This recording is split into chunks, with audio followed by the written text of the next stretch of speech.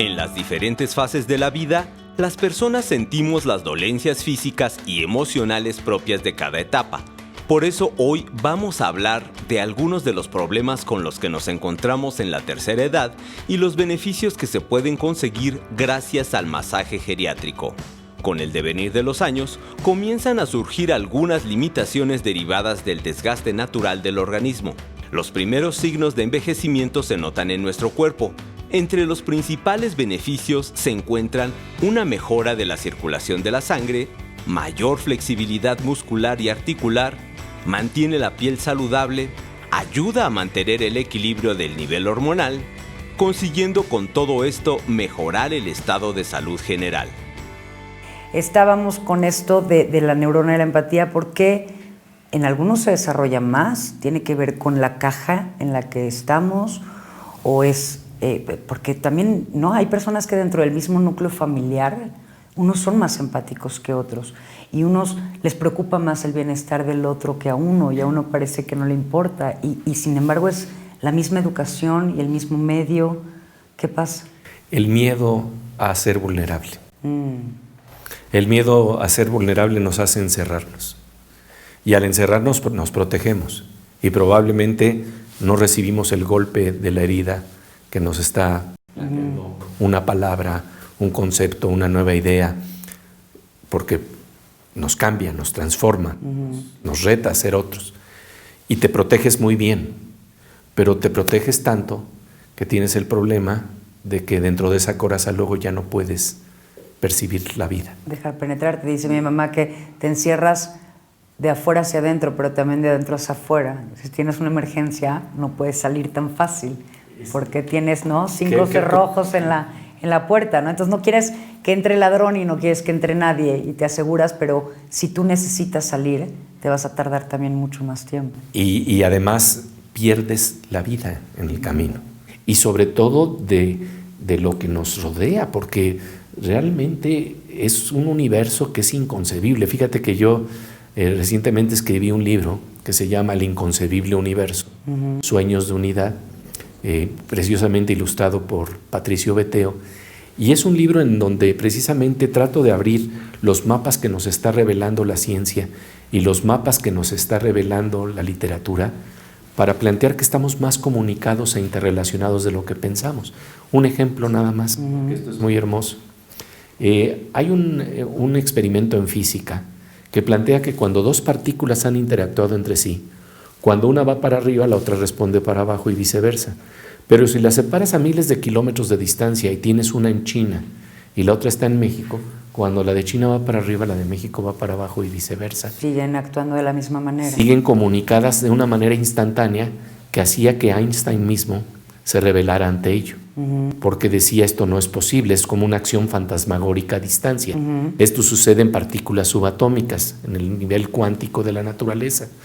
Pero, curiosamente, en 1982 hay experimentos que muestran que esto es así.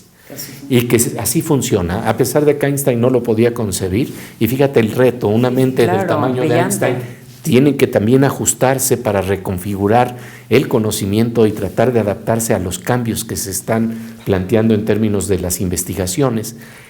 Y lo que ocurre entonces se le llama entrelazamiento cuántico, que quiere decir que estamos entrañablemente unidos a nivel de partículas subatómicas.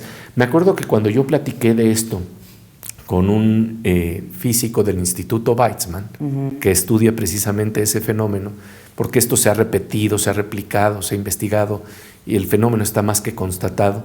Yo le dije, ¿sabía que en México tenemos una canción para nombrar este fenómeno? Y se me quedó mirando de una manera divertida. Sí. Y le dije, la canción plantea lo siguiente: dicen que la distancia es el olvido, pero yo no concibo esta razón. Qué bonito. Y entonces vemos pues cómo la canción popular, la ciencia, la poesía, nos habla a veces de que estamos más correlacionados de lo que podemos imaginar. Pero lo interesante es cuando lo vivimos. Yo creo que lo que encontramos en la ciencia y en la literatura y en la poesía son atisbos que, si resuenan con nuestras experiencias, nos hacen ver que de repente todos hemos tenido esta sensación de estar profundamente ligados a otra persona. Octavio Paz lo planteaba en términos del sueño, que lo canta en algunos de sus versos de Piedra de Sol. Dice: a donde yo soy tú, somos nosotros. Es el sueño de la unidad, el sueño de que podemos estar más profundamente comunicados, y creo que todos hemos tenido atisbos, pero la clave para abrirnos a esto, entre otras cosas, tiene que ver con romper las corazas con las que nos hemos protegido, de tal suerte que hemos dejado de sentir el pulso de la vida. El pulso de la vida. Y otra cosa de las que sé que lógicamente, por todo lo que dices, aborreces y te molesta horriblemente, es la cerrazón. Así es. Y es esta cuestión de no querer ver más allá de lo que ya aprendiste y decidiste como verdad para ti, porque no es para nadie más. Y quizá no conectar o quedarte con la idea de que así es y es lo que hay y no hay nada más. Fíjate, lo dices bien, a veces nos rebelamos contra los muros y contra personajes como Trump que están tratando de plantear muros. También nos debemos rebelar contra los muros que nosotros mismos nos ponemos. Porque ese es el problema, nos encerramos en lo que se conocen como paradigmas o formas de entender la realidad, y esa es la forma en que entendemos y ya. Y sin embargo, la creatividad nos permite imaginar cómo podríamos salir de esos muros. Te voy a poner un ejemplo que me parece maravilloso. Bernard Shaw en alguna ocasión recibió una carta, una hojita de papel que decía la palabra imbécil. Y entonces, ¿cómo reacciona un escritor? ¿Cómo reaccionamos cualquiera de nosotros? Si decimos, no, oiga, yo no soy ningún imbécil, pues ya quedaste encuadrado en lo que el otro te dijo. Eso eres. Aquí es donde yo te quería colocar, aquí es donde yo te quería encarcelar, en ese concepto. ¿Cómo puedes saltar con imaginación ese momento en el que te están tratando de etiquetar? Que creo que es lo peor que nos puede pasar en la vida, porque la cárcel la hacemos nosotros mismos, y también los otros pueden hacer una cárcel en donde, si nos compramos ese concepto en donde estás viéndote de manera estereotipada, lo que te dicen que eres, cuando uno sabe que por dentro uno tiene una mucho mayor creatividad, una mayor sensibilidad, una capacidad muy fina de percibir las cosas, pero no se expresa. Entonces, lo que plantea Bernard Shaw me parece maravilloso. La respuesta de él es la siguiente, dice: yo he recibido muchas cartas sin firma. Es la primera vez que recibo una firma sin carta. Ay, es nada más saberle cómo dar la vuelta y ver las cosas de manera, como dices muchas veces, en la cuestión fina, ¿no? En donde ya no llegas porque estás tan preocupado de todo lo demás que olvidas ver esta mirada donde puedes leer a las personas incluso sin que hablen, o puedas ver su actitud, saber si te le acercas o no, ¿no? Y cómo te le acercas también. Claro. En la película Nos amábamos tanto, de Ettore Scola, hay un momento que creo que en donde todos, en una película puede ser como una especie de espejo. No es una neurona, pero sí es un espejo externo, el cerebro que está fuera de nosotros para plantearnos qué es lo que podríamos vivir. Y en la película de Ettore Scola, Nos amábamos tanto, hay un momento en donde una pareja está hablando sentadas en la mesa, y cuando ella calla, él puede escuchar, el cineasta le sube el volumen a los pensamientos que ella tiene.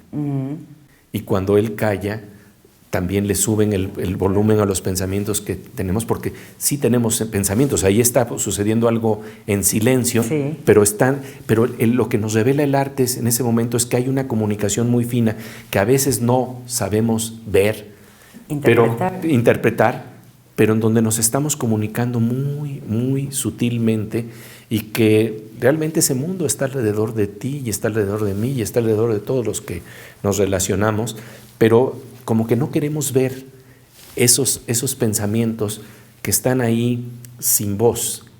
Y lo que hace el arte es subirle el sonido, subirle el volumen, para que podamos entender las entrañas de la comunicación, que van desde lo hablado hasta lo más silencioso, pasando por los sentimientos que están ahí y que dan una comunicación tan íntima, que me acuerdo que el gran novelista Isaac Bashevis Singer decía, es que en toda relación amorosa hay una dimensión telepática, porque estamos de alguna manera sabiendo y sintiendo lo que siente el otro.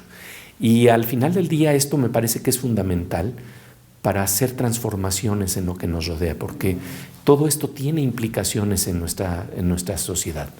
Si estamos hablando de niños, jóvenes, que en vez de que se queden con la idea de que esto ya no lo puedes seguir aprendiendo porque no lo vamos a aprender todo, que aunque esto sea una realidad, sigan preguntando, sigan cuestionándose, se abren avenidas de conocimiento que no imaginábamos, que no pensábamos.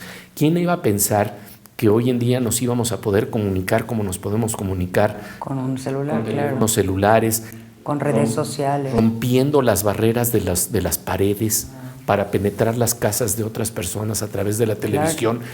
Se nos ha perdido esa capacidad de asombro para darnos cuenta de que no hemos necesitado telepatía, sino niveles más finos de la naturaleza, de la fuerza electromagnética, para recuperar lo que pasó en este momento y recrearlo en otro instante, claro, después, y ver que este momento de alguna manera sigue presente.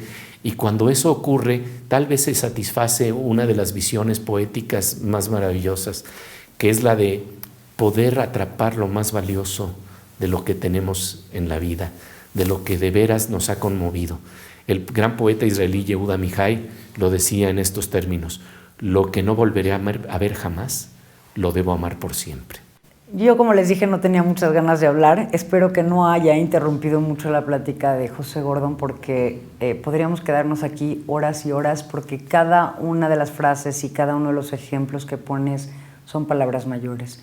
Y si podemos llevar nuestra mente a ese silencio y podemos pensar en cuántas veces salimos de nuestra casa y tenemos al mismo árbol enfrente, pero no nos detenemos a mirarlo y a permitirnos asombrarnos, nos estamos perdiendo de algo muy valioso. Sí, porque la persona que tenemos enfrente se nos agota, porque se supone que ya la conocimos.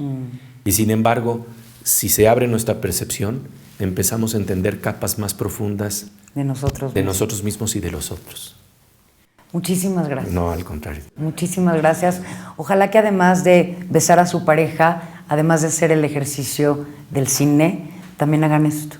También se vean adentro qué les gusta, qué los mueve, qué los motiva, qué ventanas más pueden abrir, y buscarlas también en el otro, buscarlas en la arte, buscarlas en su imaginación, en la creatividad. Muchas gracias por acompañarnos esta noche.